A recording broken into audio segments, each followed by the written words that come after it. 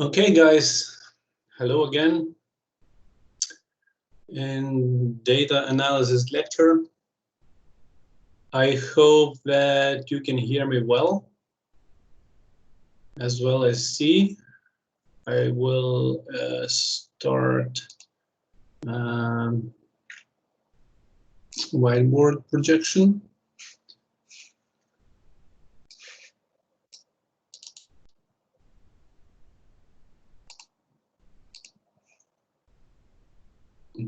Okay, so I hope that you had a nice seminar yesterday. Unfortunately, I couldn't join it because I had other meetings going on.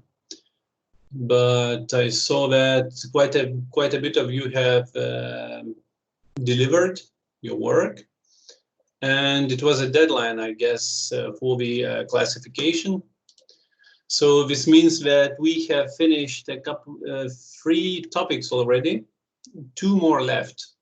So today we will start clustering analysis. And I basically, again, I will start from the general introduction, and then we'll introduce some simple methods for you to understand. And for clustering lectures, we have 2 meetings, 2 lectures, right? So this is going to be today and in a week. And in 2 weeks, there's going to be a deadline, no seminar though, but a deadline, where you guys will have to do analysis, implement some algorithm for the clustering, analyze it, and so on. So basically today we will start learning these techniques. Okay, so again, I will be drawing on a board and will expect your questions, if any, on the chat. I have a chat in front of me, so hopefully I will be able to see it. Sometimes I don't, so then tell me aloud, okay? If something hangs on, if we're gonna have some technical issues or something like that. Okay, so by the way, today I will not be showing any examples. I hope that Thomas will prepare them for the next week. Examples, I guess I will be able to show in a week. So basically today it's going to be just theory on the clustering. So let's start. I hope that you can hear me well and you can see me well. If anybody can, please ping that everything is fine, because I just don't know. I'm just speaking to the computer. Okay, all good. Thanks. Okay, so basically, okay, we'll start with the clustering. Okay, this guy, clustering. And this is not like with the, so far we had regression and classification. These were supervised learning techniques where we had a class or a response which we expected from a model to receive. So this time we are getting into the domain of unsupervised learning. Unsupervised learning technique, right? And so basically what we will have as again, we will have an input vector, and we expect that this input vector or observation actually will be belonging to some cluster, right? So to some cluster. And clusters are the groups of similar guys, and each cluster is coming from one of the predefined clusters. This is K. So K, capital K, we will be using as a number of clusters. Clusters or groups of similar observations. So basically, this technique is for grouping similar observations. Theoretically, clustering, or cluster, right? Clustering or cluster Aim is to make sure that intra-cluster, right, intra-cluster distances between observations, right? Distances, we will be talking quite a bit today about the distances between observations, right? So far, it's just a theoretical distance, right, between 2 points. We have one point and the other point, and there is some distance which we can measure. So intercluster distances are smaller, with respect to intercluster distances, right? So inside the cluster, all the distances between observations are smaller. So basically 2D space again, right? 2D space. This is a couple of variables from the observation vector, right? And we have observations grouped over here, right? And other observations might be grouped over here. So all the distances, so let's imagine we have k equals 2, right? K equals 2, so 2 groups, 2 clusters.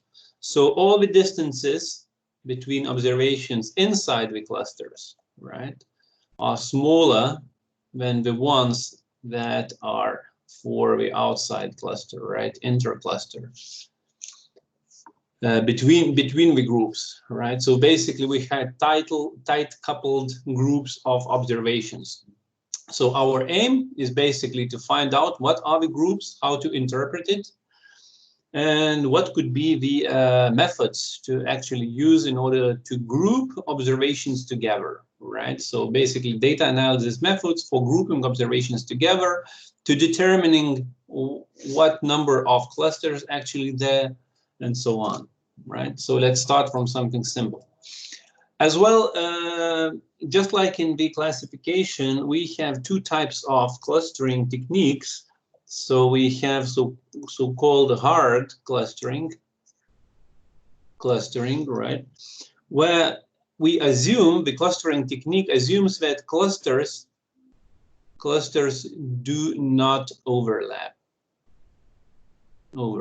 right? So clusters are distant, right? So basically you can draw a line or a curve in between them, right? So basically these clusters do not overlap. So this means that we just assign an observation to the cluster, to one or the other cluster, and it cannot belong to both clusters, right? This is hard clustering. And as well as in the classification, we have a so-called the soft clustering, where clusters can overlap, right? So again, for the soft clustering, so here we had just 1 or 0, right, belong to the cluster or not. And for the soft clustering, we will have a probability, right, which is coming from 0 to 1, right? So probability of belonging for the certain cluster or not. So basically, we will have an example of both hard clustering, which is simpler, and the soft clustering, which is we'll cover in a week, not today, because today we will be dealing with mostly the simple methods. Okay, so we'll start from the clustering technique, which is called K-means. Okay, so K-means, right? K-means clustering. So I will formalize it. And this is one of the simplest techniques, one of the most popular techniques that are being taken when you want to do this clustering right away. And you don't think a lot about the actual data sets. You just take some first technique out of the shelf, right? With K-means, and do the clustering. So basically group observations into the clusters, into the groups. So, and this, it assumes means, right? K-means, so this is average, right? So this means that you have a way to calculate the average between observations. When you have a bunch of observations, you have to have a way, a method to calculate averages. right? So let's do it formally now. Okay, so basically, again, capital K is the number of clusters, right? Or groups. And this is actually a hyperparameter alert, right? This is a hyperparameter which need to be specified right from the beginning before you do the actual clustering. Okay, so then we have so-called M, right, which is capital M, which is a matrix of vectors, right? Vectors M1 until Mk. So these are vectors, and these are the cluster centers, or averages, right? Averages or means. Again, this is the mean, right? These are the means, the centers of the clusters in a group. Okay, so since we are in the d-dimensional space again, right? So for mi, we have lower m1 and until md, right? So this is d-dimensional space. So this is one center in d-dimensional space, right? In d-dimensional space. So basically, in order to represent a center of the cluster in two-dimensional space, for instance here, right? So we need to have two coordinates. One coordinate is this one, right? And another coordinate is this one. So basically, this would be an M1. This would be a center for the first cluster. And this center would be another, right? Cluster center, right? So these are the centers of the cluster. And the KMeans has all the capability in order to calculate the centers of the cluster. Okay, just like we had before, we will have an matrix of observations. I will repeat it, right? So this is x1 until xn, right? Just like we had. So these are input vectors. So as you can see, we do not have y now. We do not have a supervisor, a teacher now. So basically everything will be based on the observations themselves. So we will be calculating distances between the observations, between the samples. Okay, and this one is xi1 and xid, right? So this is an input vector or just observation, right? And this is our data set. No y whatsoever, right? So we don't have a teacher now because this is, as I said, an unsupervised learning technique.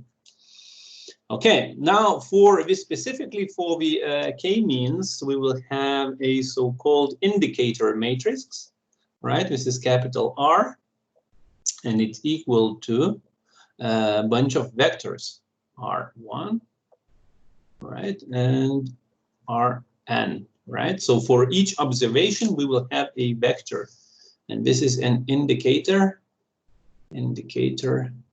matrix. So indicator means that you have only Boolean values in there, so only ones or zeros, right? So nothing else in there. This is a general term for the indicators that indicate something, right? So something to belong. Okay, so and each vector is actually coming from the Boolean value, right? R1 and until RIK, right? So basically this indicates RIK is coming from either 0 or 1, right? So exactly the same thing like I just did before. Removing that, okay? So this basically indicates that a certain observation from 1 to n belongs to a certain cluster. This is for clusters from 1 to k, right? From 1 to k. This is capital K. Let's make it capital K because we have capital K here. And the lower k we will be using for the iterative variables. Okay, these are capital K's. Now I see need to be made. Okay. Okay, so now we need to define ourselves the so-called, right now, generic capital D. This will be distance between vectors, right? Some function where we can calculate the distance between vectors. This is one observation, another observation, right? And we just basically are capable of calculating the distance. So this will be a function for calculating the distance. Okay, so this is a distance between observations, right, or samples, or actually vectors. Okay, good.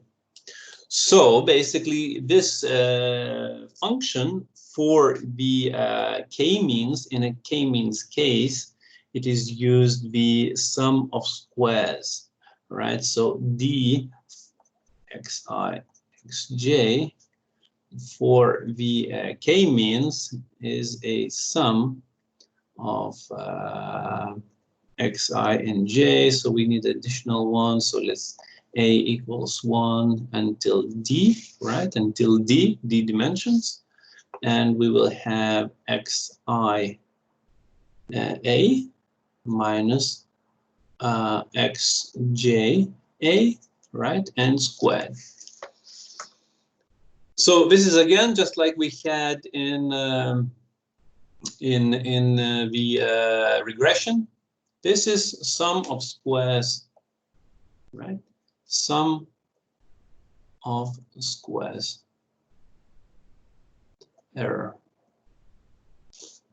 Sum of square errors, right? So this is sum of square errors between two vectors, right? So this is actually the distance metrics between two observations in specific means, right? So you need to understand for the k-means, since this is a mean vector, you have to be able to calculate the actual mean, right, between bunch of observations. Later on, we will see a generic function, a generic algorithm for the k algorithm for calculating by using different distance metrics. Okay, so now we need to specify capital J as the distortion measure.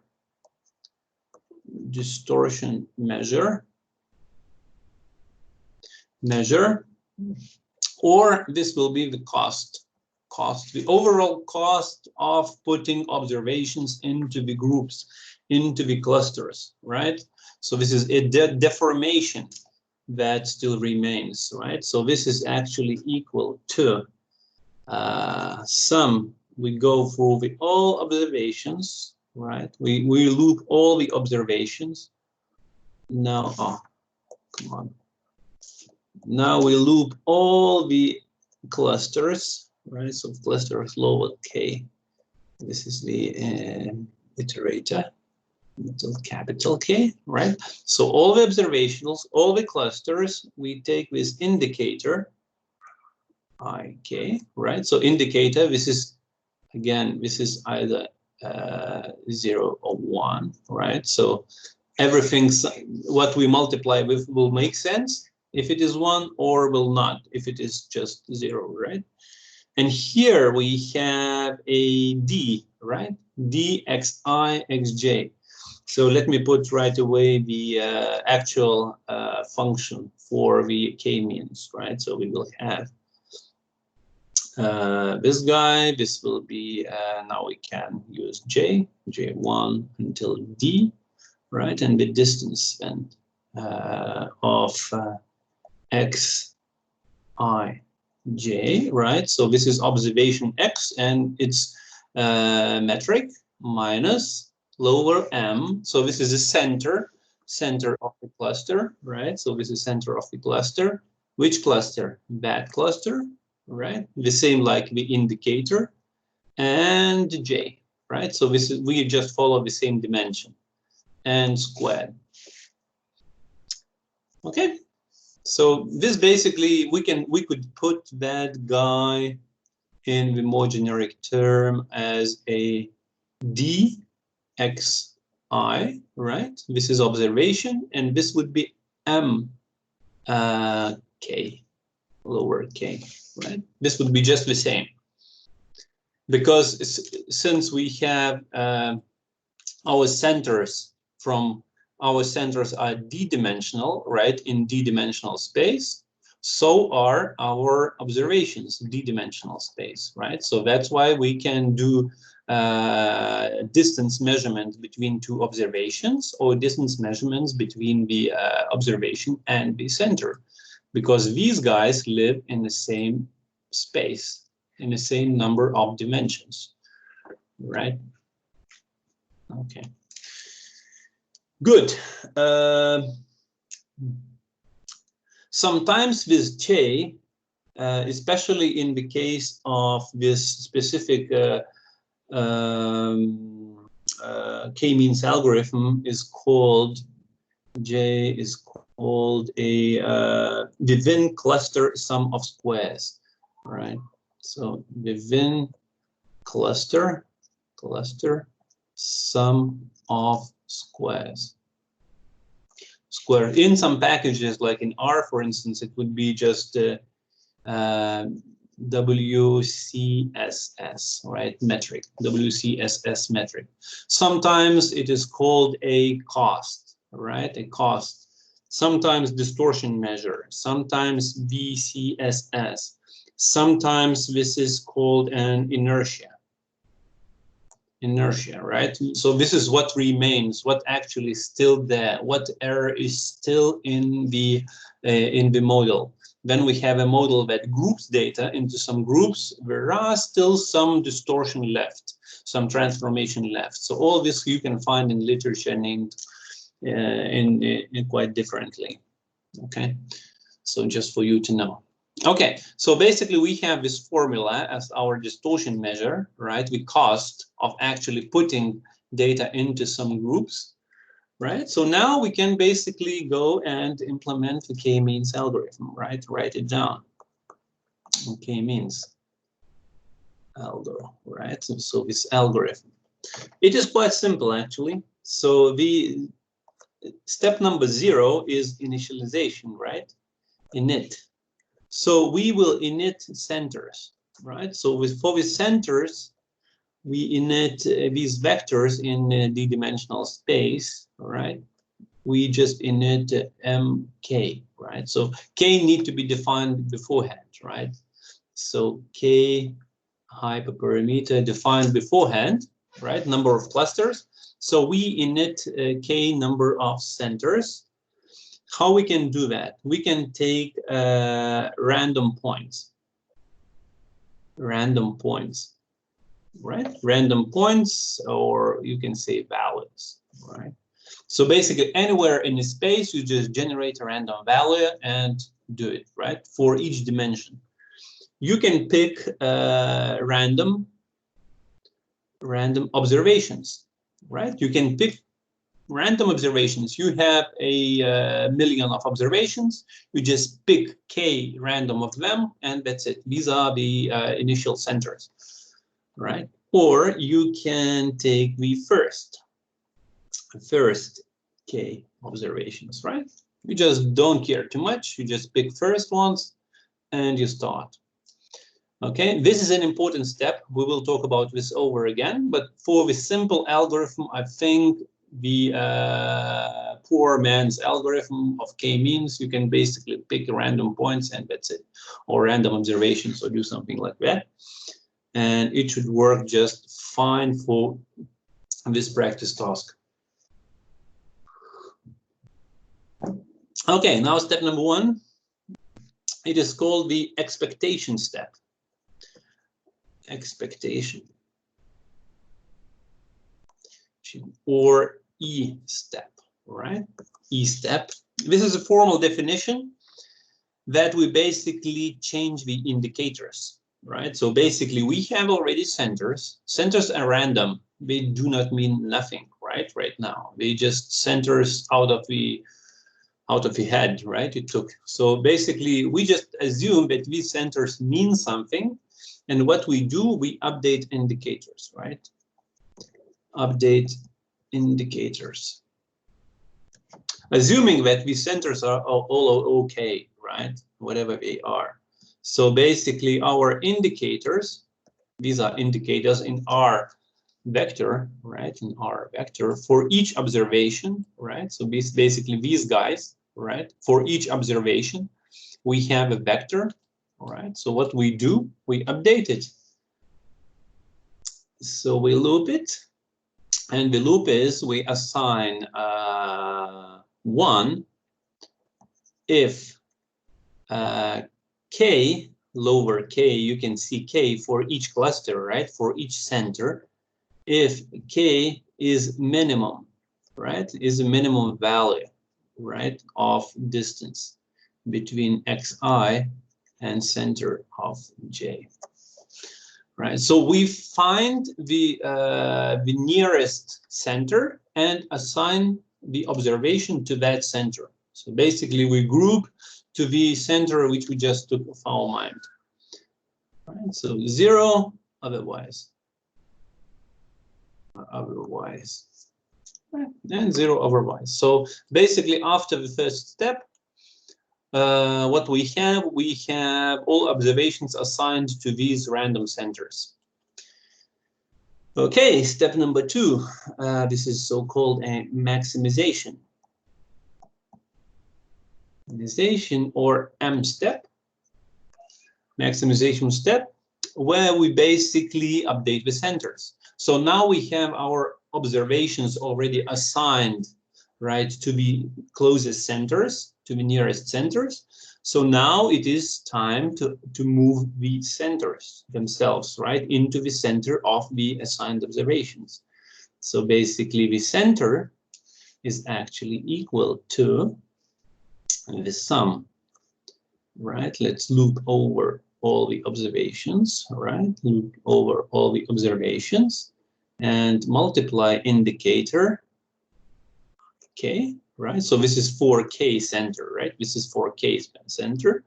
This is indicator, right? So it's 1 or 0. So if it's 1, then we have the xi, right, vector. Otherwise, we will have just 0, right? So we are summing up only all the observations that actually assigned to this specific center or cluster.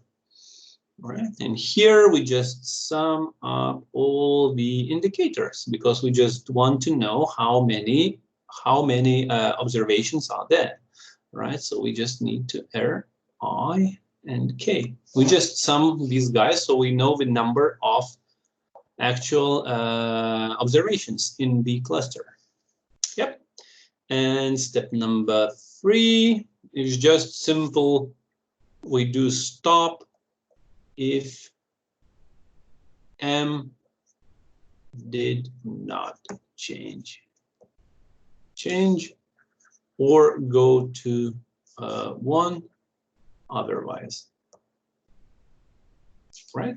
So we go again, we reassign indicators to the closest, then we maximize, we move the center, and we loop until we move, right? Until anything moves in the center. Right, until any center actually moves, we do the updates.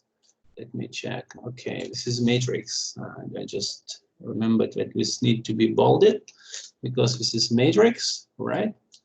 So stop if matrix has any change, right? Until it changed, we are looping over. Right, so this is E step and M step are repeated until convergence.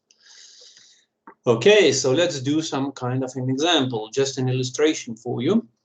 Okay, so let's do it like that. Let's make for ourselves the x1, this is x2, d equals 2, right? 2-dimensional space. We have observations, something like this. I'm just making up. Right, I'm just making up that. Okay, so So step number one, right? Step number one. So we have centers assigned. Okay. Let me copy this over. I have the technology in my hand, so I basically can copy these guys. Come on. Where does it move?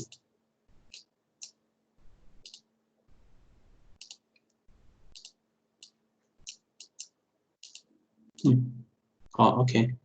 Now it worked. Okay, copy. And I want to paste. Oh, just that guy. Come on.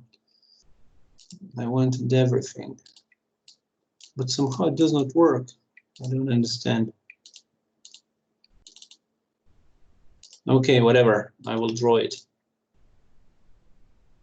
Okay, this whiteboard sometimes is killing me. Okay. Oh, maybe I have to use a pen. Yeah, I have to use a pen. I figured it out. So copy, and now how do I paste? Here, paste. Yep. Cool. Let me have these guys copied over. Okay. Just like this. How many I need them? I need just 2 steps. Okay, just 2 steps. So I will copy it again. So we will have a playground. Copy and paste. Yeah. Come over here. Okay, cool. Nice. So everything, no distortions, everything just like it was. Okay. So, okay, so the first is E step, right? So E step, K equals 2. We expect 2 clusters, right? So the E step expectation in the first iteration, let's call it iteration, so not to mess with steps. Iteration, okay, iteration number 1. So basically in each step, we have observations assigned to, so centers, let's call the centers are just picked these 2 guys, right? So these are the centers, right? So we picked the centers, right? And in the E step, we have assigned them to the nearest, right? To the nearest guy. So let's say that these 2 centers and the nearest observations are, all of these other observations are actually nearest ones, right? To this one, okay. So all these observations are assigned in the indicators to this guy, right? To the cluster number 2, let's say this one. So obviously this observation, the first one, is assigned to this center as it is just the center. So distance is 0, right? And all of these 1, 2, 3, 4, 5 observations are assigned to the cluster number 2 because these are closest. Let's say it like that. Okay, so now the M step, maximization step, right? In the iteration number 1. Will be the following, that we have first cluster which center does not move because it's just one observation, so nowhere to move, right?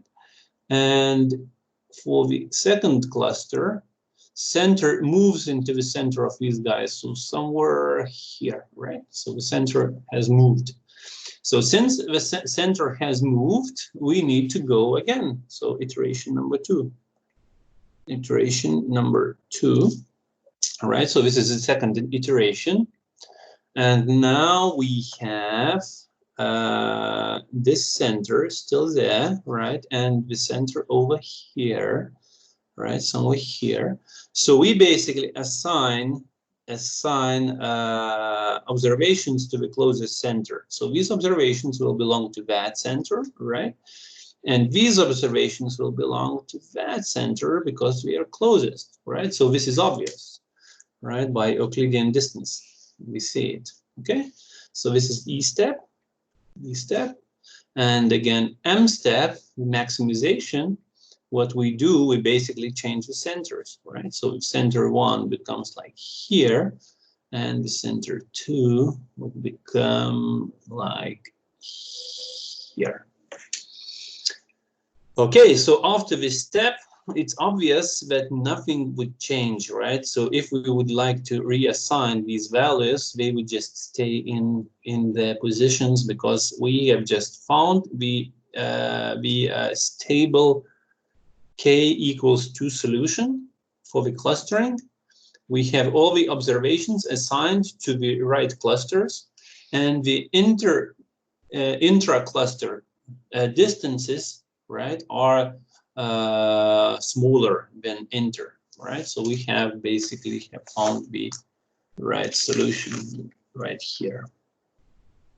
Okay, so I guess you understood that. So this is K-means algorithm, and this is how it works. So for you to implement that, you can follow these steps that I've just shown you around, right? So after that, you will get each observation assigned to the right cluster, and each cluster we have its center, right? And basically, you will be able to evaluate the distortion measure, which remains, right? You can basically calculate all the differences between centers and observations, right? So basically, the distortion measure will be a metric that shows you how much of distance remains here, right? So basically, these distances will go into the distortion measure. And this will be the metric that is left over after the actual classification. Okay, so now actually in the solutions much harder than that one. So basically, whatever centers you would choose for this example, it would lead to the same solution, right? So you could choose different centers, whatever, because initial centers, I mean, because the obvious solution is to find these two clusters, right? This is just a make-up example. Okay, in the real world situation, the final solution actually can lead up to the local optimum, because the initial values are not correctly chosen. So it is very, very important that the initial values are chosen in the right way. They should not be chosen close to each other, because otherwise this could lead to the local optimum. So in order for the local optimum will not happen, and we would go as much as possible to the global solution, I would like you to introduce the the modification of K-means. This is K-means ++. K-means ++ is specifically made to solve the problem of the initial values choice. Okay, so basically modification is not that hard to understand. So basically I will show it up and with some small example.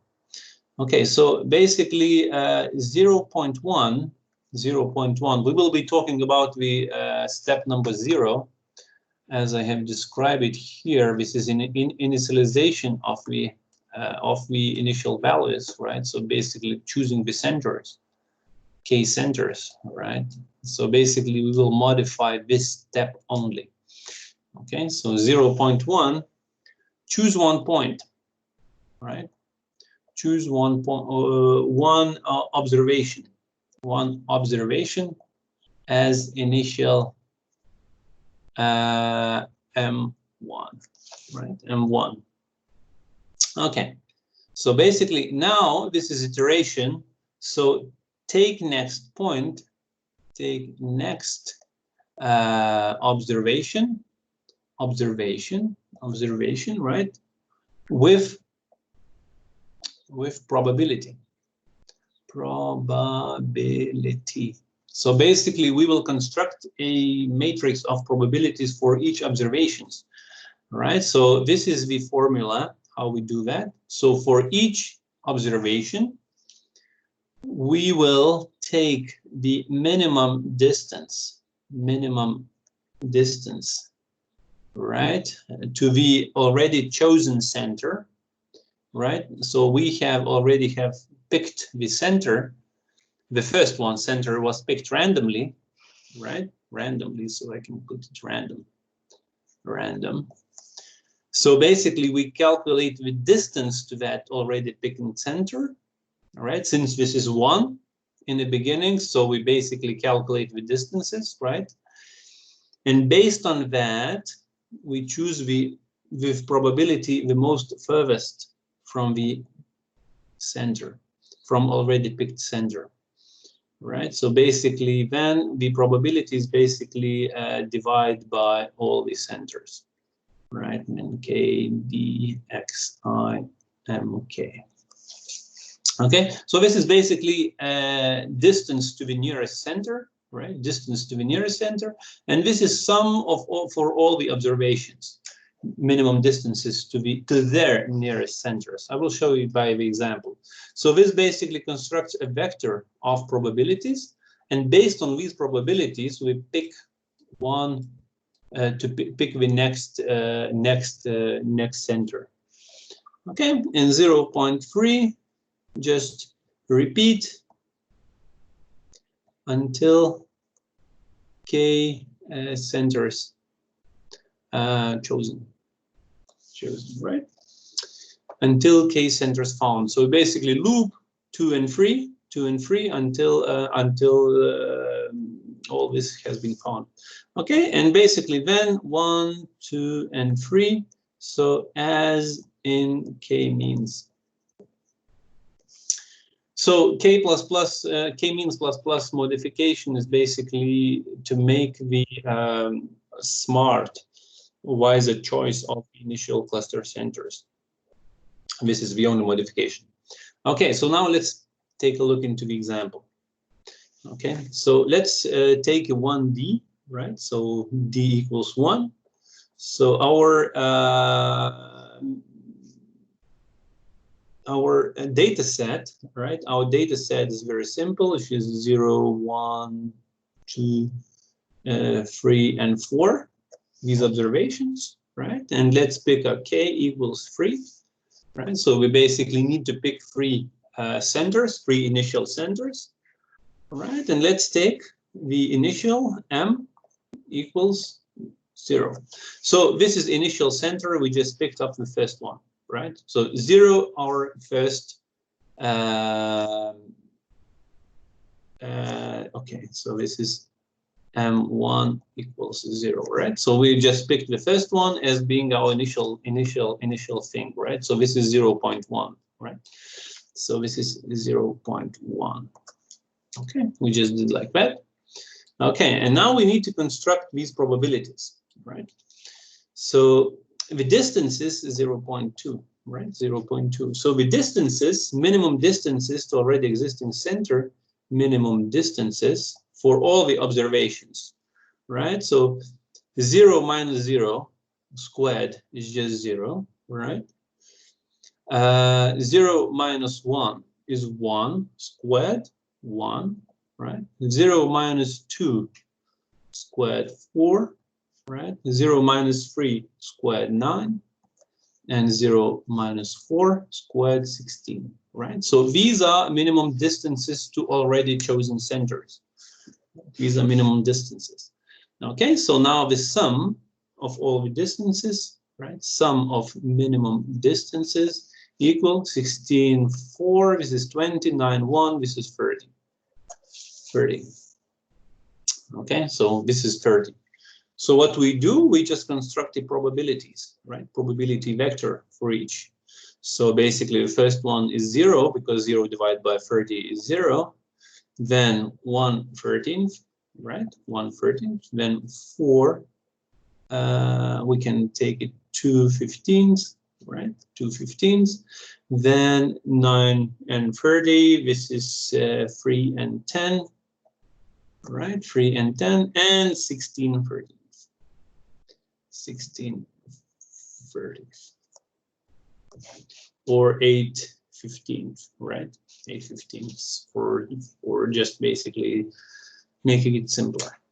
Okay, so obviously these all add up to 1, right? So basically a probability when you would like to choose, this is more than 50%, right? So this is more than 0.5 probability to be chosen.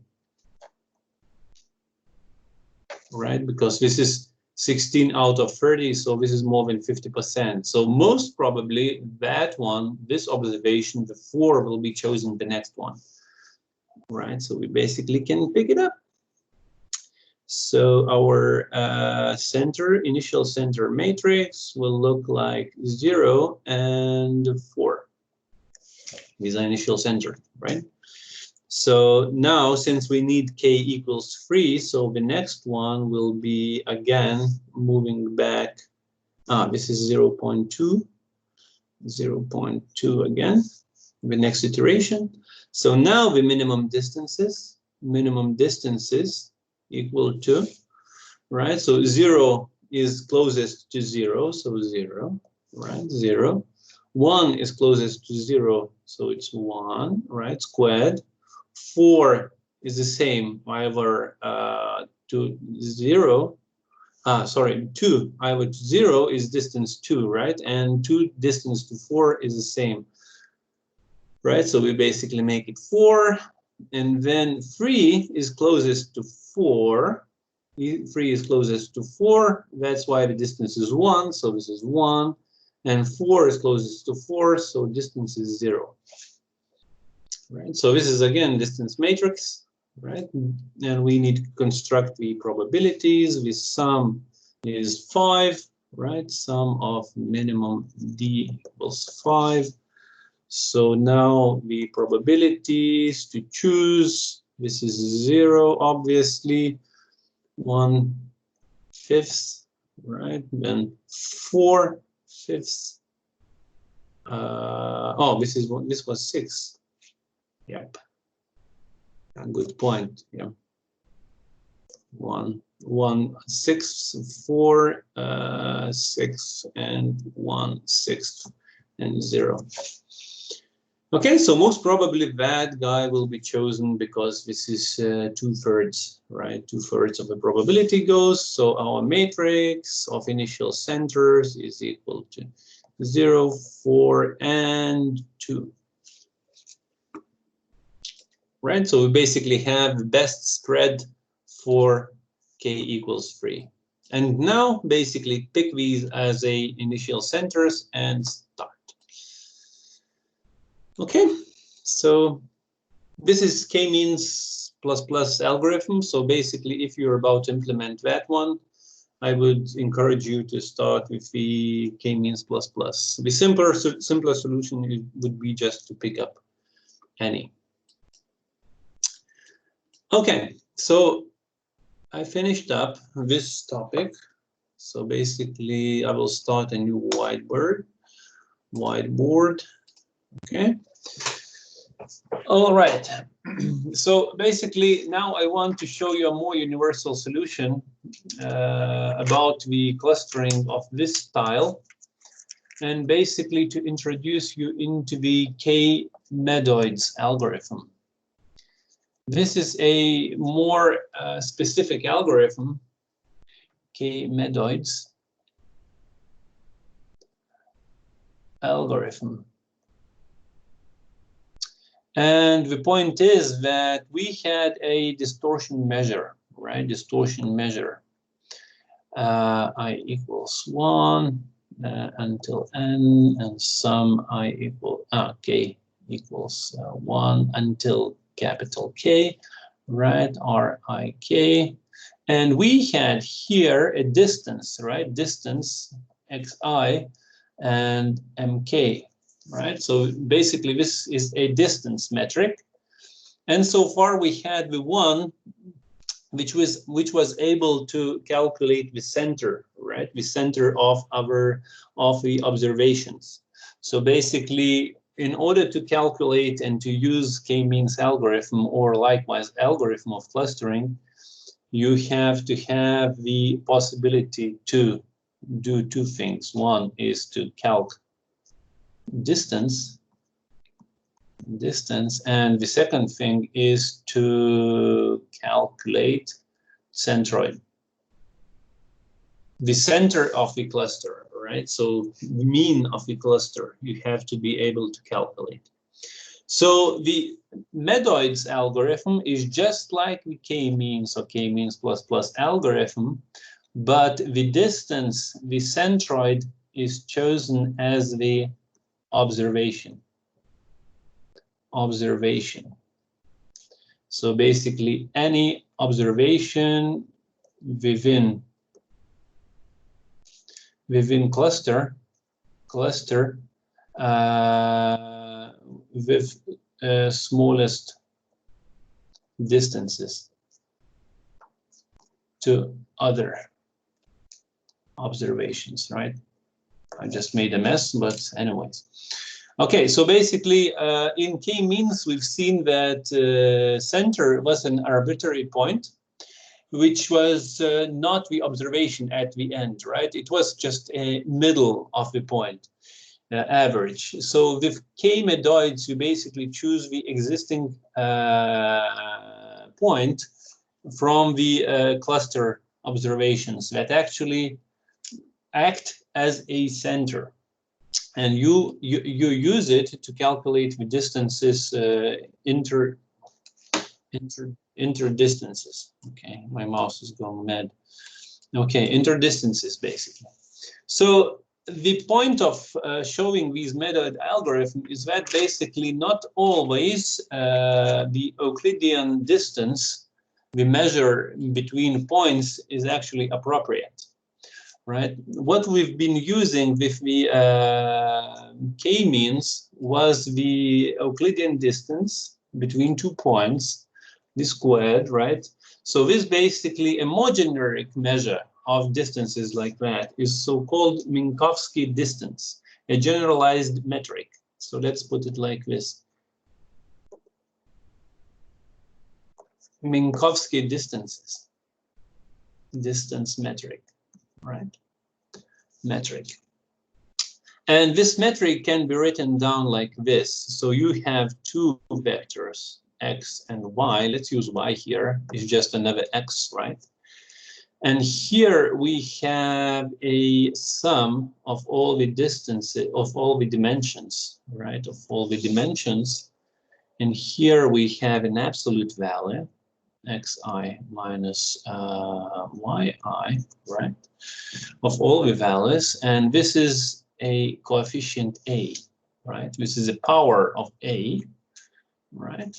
So basically, once we have a power of a, after summing it up, we have 1 divided by a, right? So basically, after writing this down, it is clear that we can use for the Euclidean distance, right? We basically pick the a equals 2, right? A equals 2, and we get a K-means algorithm, right? So this becomes the K-Medoids algorithm can be turned into the K-means algorithm, but just an arbitrary, not an arbitrary, but the central observation is chosen as we want to be picked for the center. So basically, this once we pick an a equals 2, this is an Euclidean distance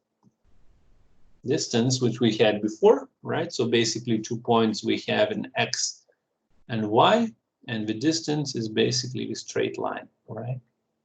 Straight line, which we calculate, okay?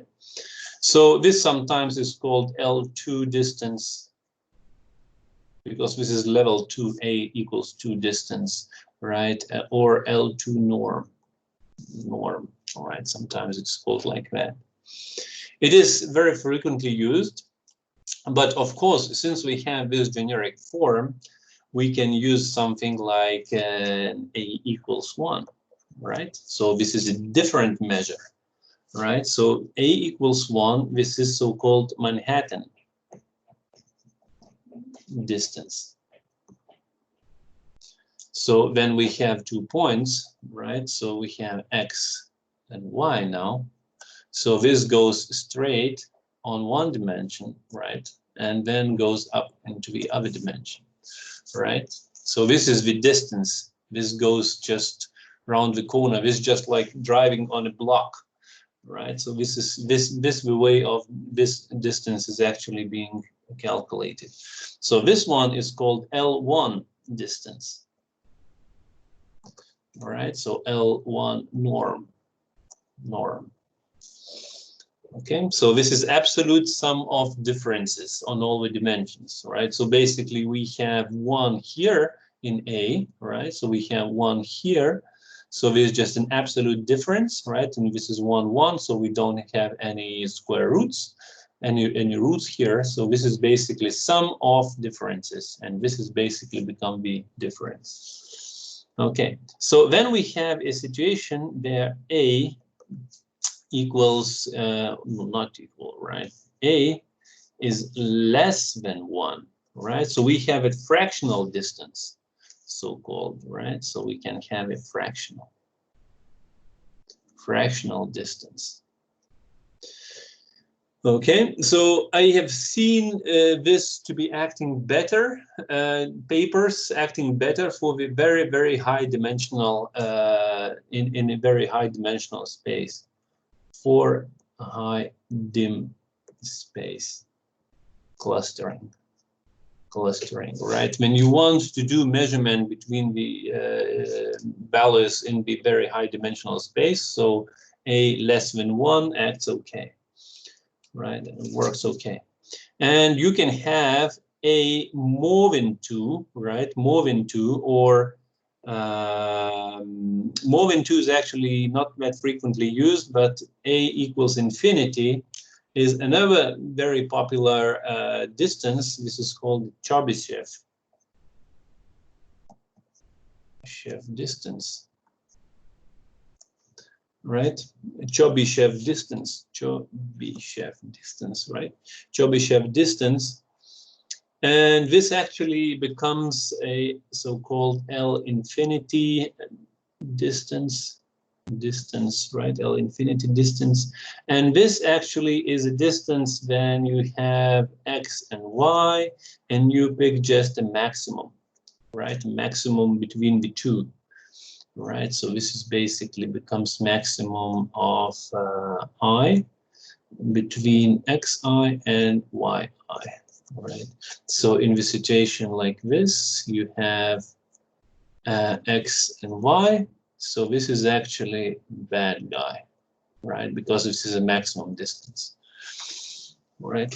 Okay. So this one is used in some tasks like logistics. Then the crane is being moved in a certain direction, and so on. So basically, depending on your task, you can choose any of these distances, and this is a generic formula. Minkowski distance is a generic formula, generic metric that can be written down. Right, so basically for if you would look for the unit, right, for the unit vector, right, so the distance from the center equals 1, then A equals 2, this is a circle, right? So this is 1, and on this circle, all the points, distance to the center of coordinate system is 1, right? Okay, then A equals 1, you can write it down slightly different, right? So basically writing down like this.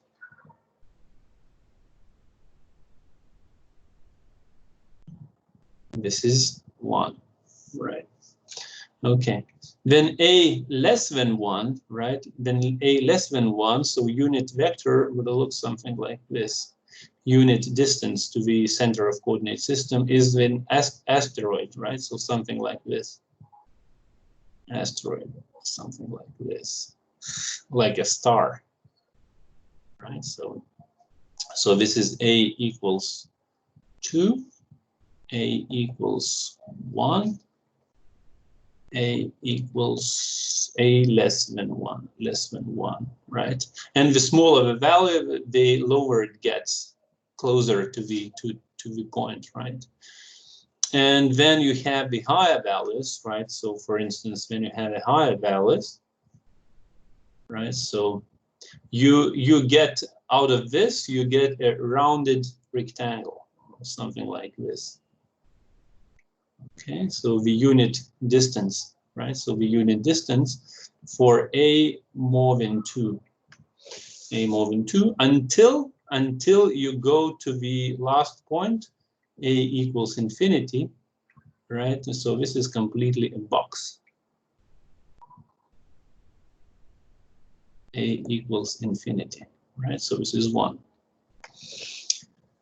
Okay, so basically, I just wanted to show you this, that there are other distances, and they are carefully chosen for the different tasks. So basically, one thing which I know, Chebyshev distance sometimes is picked for the logistic tasks. A less than 2, these guys are chosen for very high dimensional space sometimes. So you can experiment. If you want to, you can play around with these distances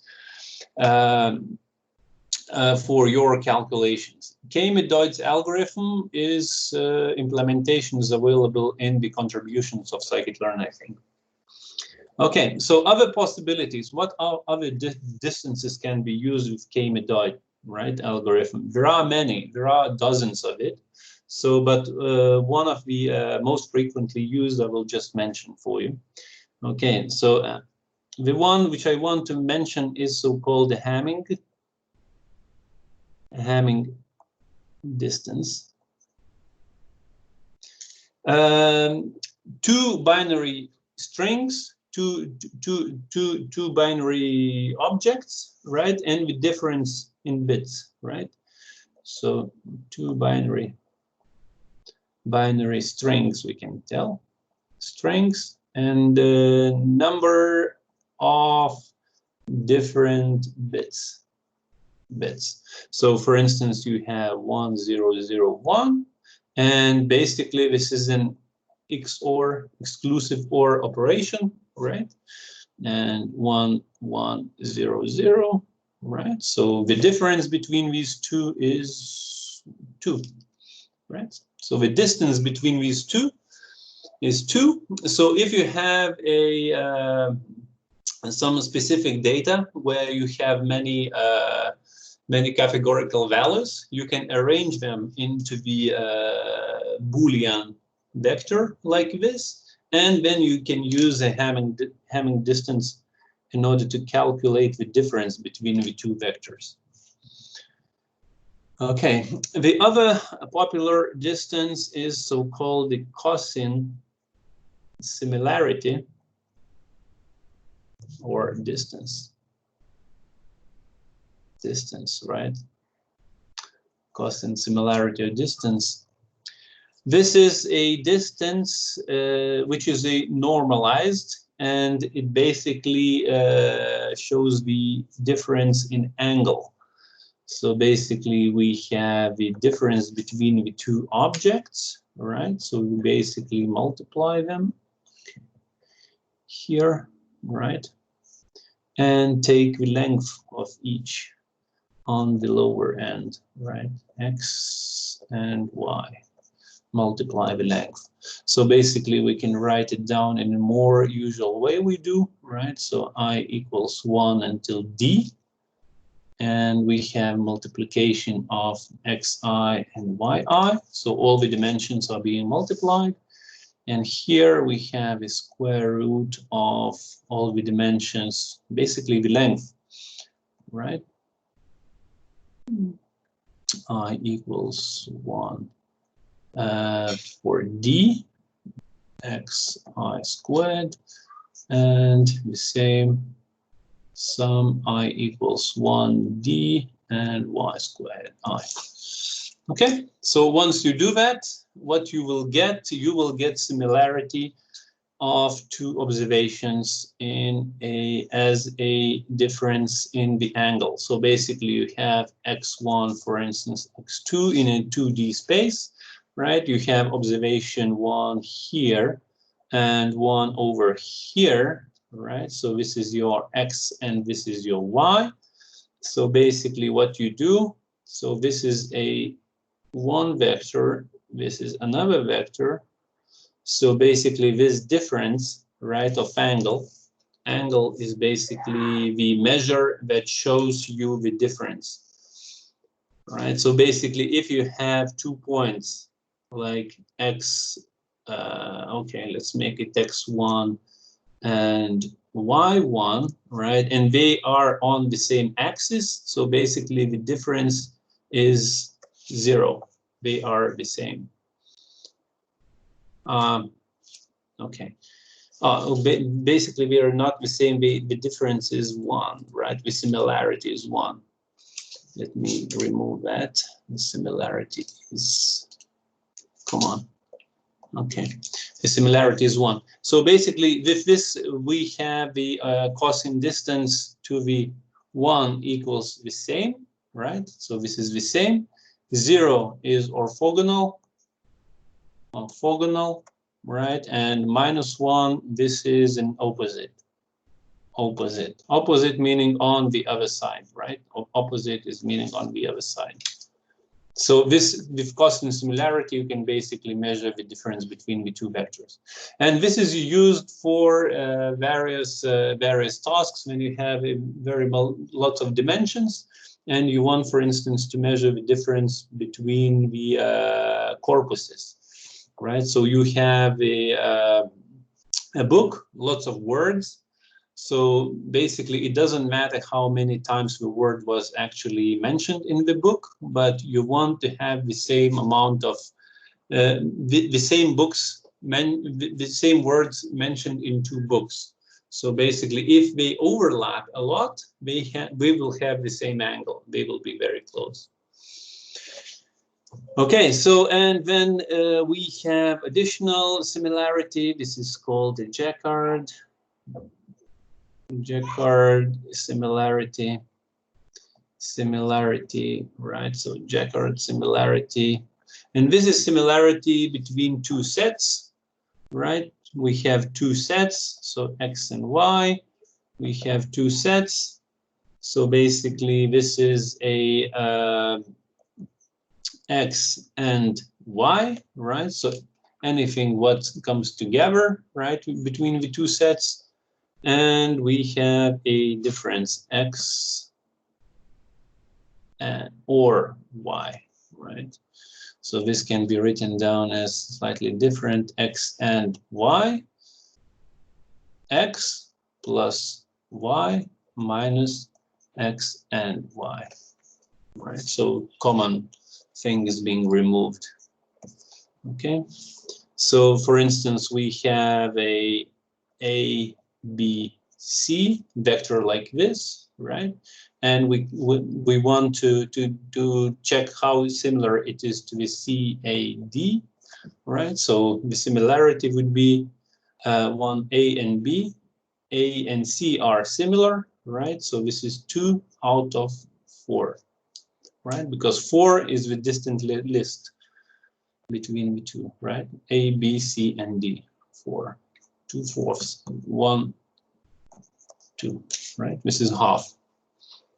Okay, so if you would organize, if you have a data set which would fit into this kind of the problem, if you find that this is a different distance that you would like to measure for your data set, then you can go ahead and choose these different kinds of distances. But of course, the most appropriate one and most frequently used and the default one is the Euclidean distance. Okay. Right, so these were various distances and the KMedoid algorithm, which you can look at. Okay, I'm closing this up. And we're not far from the end for today's topics. So basically, let's look a little bit into the evaluation. So for the evaluation, once you did your calculations, you want to check how it all went, how it was the actual model. Is it performing okay or not? And before that, you have one hyperparameter to choose, right? So how to choose K, right? So what are the methods how to choose the right number of clusters for whatever clustering algorithm you've chosen, unless it finds the number of k by itself. There are algorithms like that, but they would imply having some different hyperparameters anyway. But for k-means or KMedoids, you have to define the k, number of k. So basically, there are a few ways how you can do that. So one way is to actually use the so-called elbow method. Elbow method or plot, elbow method plot, where you would basically do the following. And this is what you will have to do for your practice work, right? You choose various number of k, so k1, k2, k3, k4, and so on. Of course, you could choose until k equals n, right? So each point would get its own cluster, but this is not appropriate. So I think that choosing something around until k equals 10 would be enough. So basically, running algorithm 10 times, right? For k, you just basically draw the j, right? What you get as the remaining tension, right, within the clusters. So basically, obviously, if you would group all the points into one cluster, you would get a high value of j, right? And then you would group into two clusters, so most probably it will drop a lot, right? And then we drop a little bit more, drop some more, right? And drop some more until, if you would continue, obviously, until n, most probably before that, you would hit 0. Because if you have n points in your data set, so basically each point would get its own cluster center, so the distance is equal to 0, right? So this is basically the plot that you would get. So now after looking into this, you just did it, right? You just did it. So what you need to do as well, you need to do training and validation data sets, training, validation, and test data sets. So basically, this would be the training, right? This is it for the training data set. And most probably for the validation, you would see situations something like this, right? So you just use the same algorithm, it should start climbing up, right? So this is validation. So this, again, just like we had in the classification or the regression, you would see that this is the sweet point.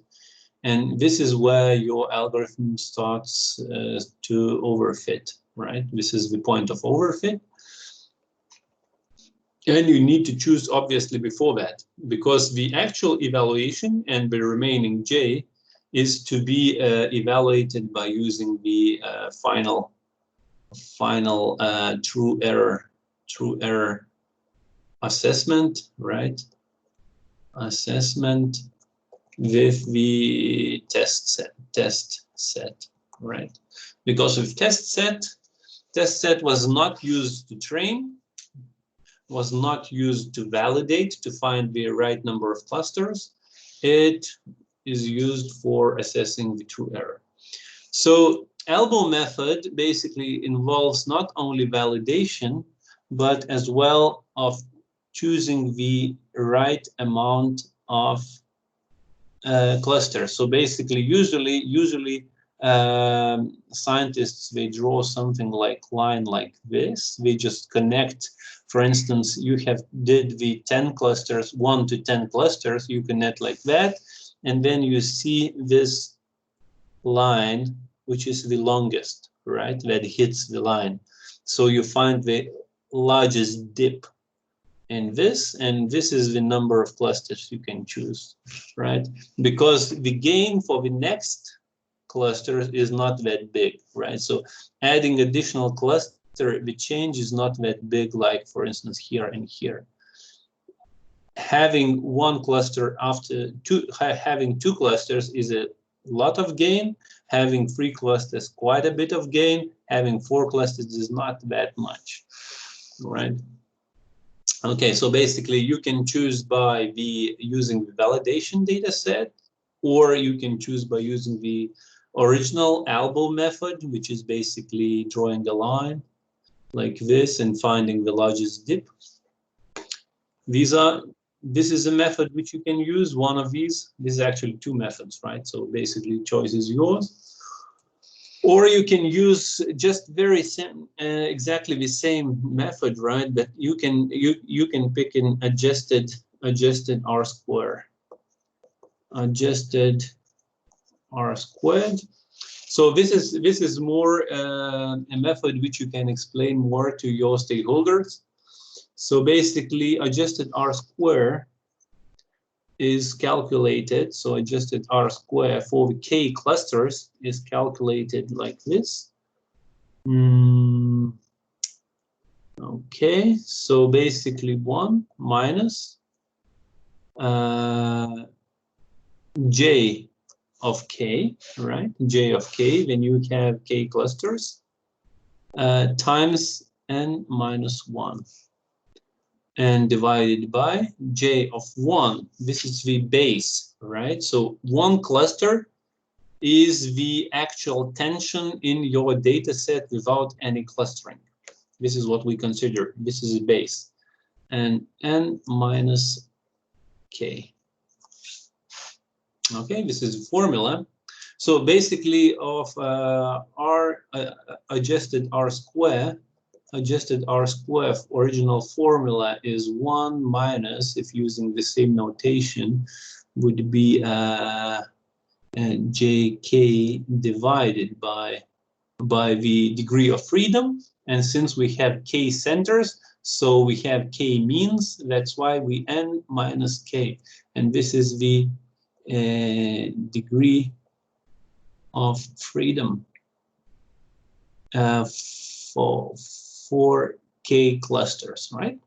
Because we have K means and degree of freedom N minus K, and divided by J1 divided by N minus 1, because this is only one average, right? Only one mean.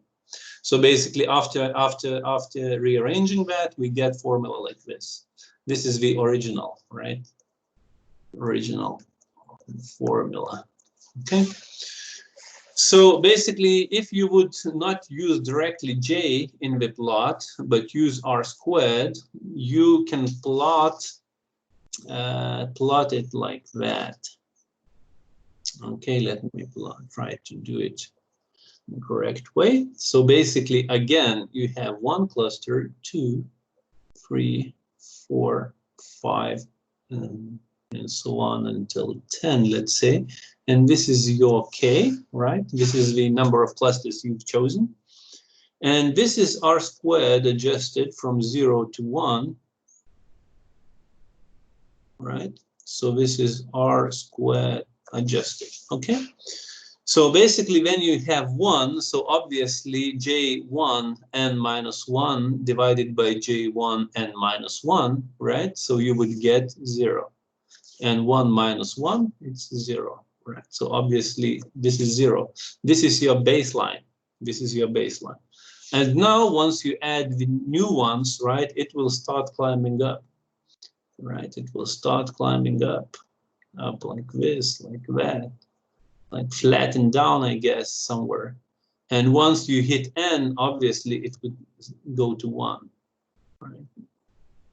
So this is the plot you would expect for the R square adjusted. So now, after doing so, you can think to yourself, which number of clusters should I choose? You can use, again, the elbow method here, right? So elbow method would be something like that, and you've chosen the deepest dip, right? So this is an elbow method. Or you can decide on the number of remaining variance left, right? So this is, for instance, 0.85 is enough. So 85% of variance explained. Maybe this is the metric which you can look at, right, by choosing the number of clusters. So for instance, you want to explain by the clusters 90%, then you can choose a little bit more. So 90% will be explained. Okay, so again, this method is basically two of them. This is the classical method, elbow method, when you draw J, right? This is the classical method. Then the machine learning method to use validation data set when it starts climbing up. And this is adjusted R-square method for explaining the number of variants, right? When the number of variants need to be explained. Okay, and the last thing which I want to show you. So this is basically, oh man, my mouse needs to be replaced. It's malfunctioning. Okay. So the last thing is the plot which I want to show. It's called silhouette coefficient and silhouette plot. Sorry, which I would encourage you to show for your projects. Silhouette plot and coefficient. Okay, silhouette plot and coefficient. This is a way to, again, communicate your clustering results and basically to find out if clustering is well adjusted or not. Okay, and this works actually for any D, right? So basically distance. The method above works for any D as well, right? So any distance metric that you've chosen, it can work for you, no problems. Okay. So basically, let's take a look. Okay, so basically you need a few metrics here for the silhouette coefficient calculation. One of them is called mean intra-cluster distance. So you will be calculating these guys for all the observations. So basically you take xi, right? The observation xi. This is observation. This is an example observation we will be using. Okay. And Rik equals 1. This means that this xi observation belongs to Cave's cluster, right? Cave's cluster, because Rik, the indicator, actually equals to 1. So we will use for mean intra-cluster distance, we will use a IF, right? IF is basically the same indicator for the observation. Okay, and this equals to 1 divided by the number of observations in the cluster. So again, the same business, right? Just like we had before, we just sum up all the indicators in the Cave cluster and -1, right? Because we are calculating this for if's observation, right? So we basically exclude it, right? So this is okay. And j equals 1 until n. We go through the all these guys and basically calculate the distance between all the observations within the cluster, right? Within the cluster, and the xi point, xj. Okay, so basically this same cluster, same cave cluster equals 1, right? And 0 otherwise. Okay, so basically what we have a for explanation, we have where should I draw the plot? Okay, let me do like here.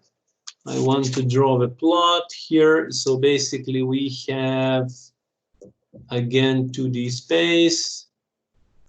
We have a cluster of observations, right? So basically, let's assume this is a single cluster. This is a cave cluster, right? So what I do, I basically, for each observation within this cluster, this is ifs, right? I basically calculate the distances, right? The distances and take the mean of it, right? So this is basically the mean, something like this. Right, so this is basically the mean for all the observations within the cluster. This is AI. Right, okay, good. And now the other metric, which is used for silhouette coefficient calculation, is called the mean to nearest cluster distance. Mean to nearest cluster distance. Again, this is for the same observation, right? For each observation, we have observation xi and rik equals 1, right? So this is BIFs equals minimum, right? The minimum, L not equals K. So this is not the same cluster, right? Not the same cluster. And now for the nearest cluster, right, which we found for the current observation, we basically calculate the mean distance, right? I equals 1 until n. This is R. This is J, right? This is J and L, right? For this cluster, L other cluster, right? And this is basically the sum. J equals 1 until n, and we have RJL dxi. So this is my current observation, and xjf, right? So xjf, okay. So what this is actually, so we have another cluster somewhere, right, which is closest. Let's put the other one, right? So let's put somewhere here. Again, we have a cluster, we have free cluster system, right? So this is another cluster. So obviously this is ELF cluster, right? Because this is nearest to that ifs observation. And we basically calculate the distance to each observation within that cluster, right? And this, what we get, the mean value is basically B. This is B ifs, right? This is B ifs. So we have two distances, one distance within the cluster items, another distance is for the nearest cluster items, right? Okay, so now silhouette coefficient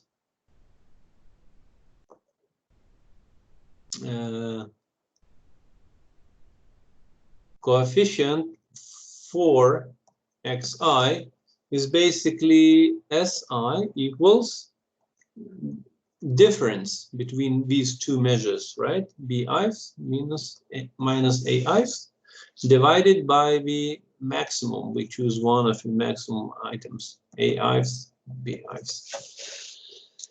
Okay, so basically what this gives us the measure where for each observation we get -1. This is a very bad, and +1, this is very good. So basically, if +1 good cluster for xi, right? This is a good cluster, and this is for positive, and bad for others. Bad for others, right? And otherwise it's here, right? So this means bad K, bad current cluster, and maybe you should consider putting this specific observation to the different cluster, right? Good for ELF, right? For the others. Okay, so basically the plot, which this is for each observation, and what you do, you just basically can, for the overall clustering, you can basically calculate average, right? Calc average, or mean of SIs, right? And this will basically represent how well you have clustered your data. And the usual plot, which is presented, the usual plot, the usual plot, which is basically presented in these cases for a silhouette coefficient, is the following. We have here the S, right, going until 1, right? And here are our observations, and these observations are arranged as the box plots, right? Not the box plots, but the bar plots, right? So we have a bar for each observation, and they are arranged by S, right? So we have, so for instance, one big cluster like this. We have another cluster like that, for instance, and we have some bad cluster, not bad, but the worst out of 3 clusters here.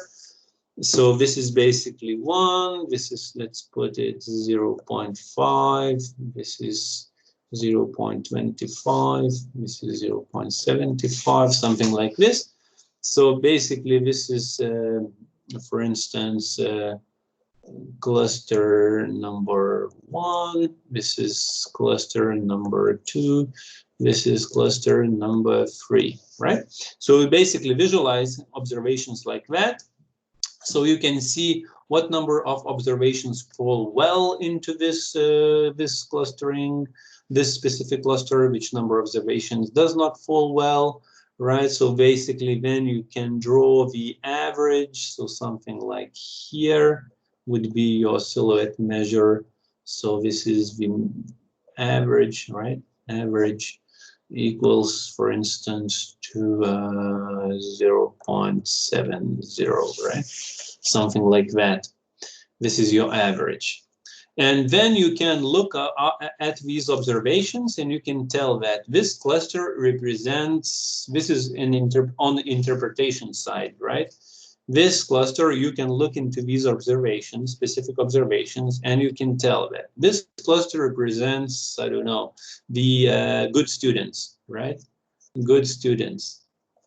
This cluster actually represents average students, right? Students. And this cluster represents not so good students, right? So we don't have bad students, right? So basically this would be other. Let's be politically correct, other students, right? So basically by looking into the observations and into the meaning of these values that fall into the certain cluster, you can give some interpretation for the cluster. This is what actually we would expect in your homework. So you look into the specific clustering, how it actually works. And basically you need obviously to find the right number of clusters by looking into these techniques. Choose one of them, right? And then draw the silhouette plot. So basically, and try to interpret these clusters. What actually means that all these values that you have found fall into the certain cluster? So what this cluster might represent. So basically, this is on interpretation side already, and basically you need to understand a little bit your data. Okay, so that's it for today. Next week, we will look into the soft clustering technique. This will be a slightly different technique, but this actually should conclude the clustering methods. I think I will include maybe a hierarchical clustering technique as well, but I will see if I will have some time for that as well.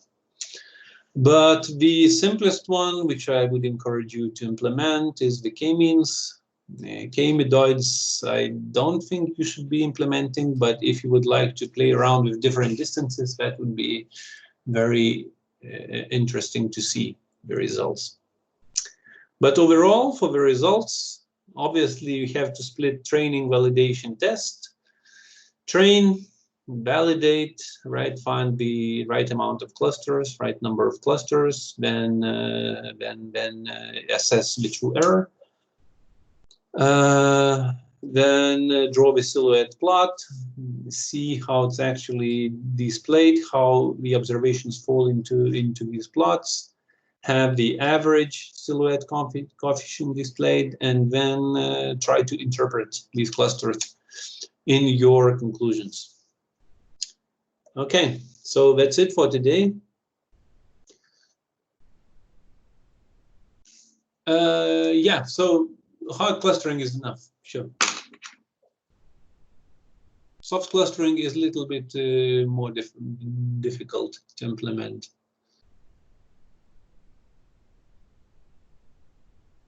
Because by definition, you have to implement the clustering technique, so choose one. Okay, if no more questions, whoever have some, I have some questions, just go ahead about homework, okay.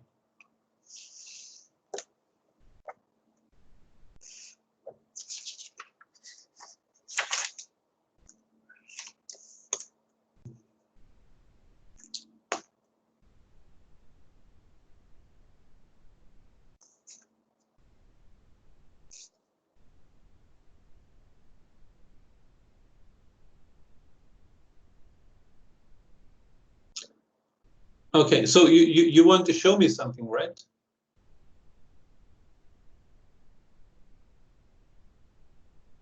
Okay, so basically, a lecture is over. I'm turning off the recording and my share. And whoever has some questions regarding Java or data analysis,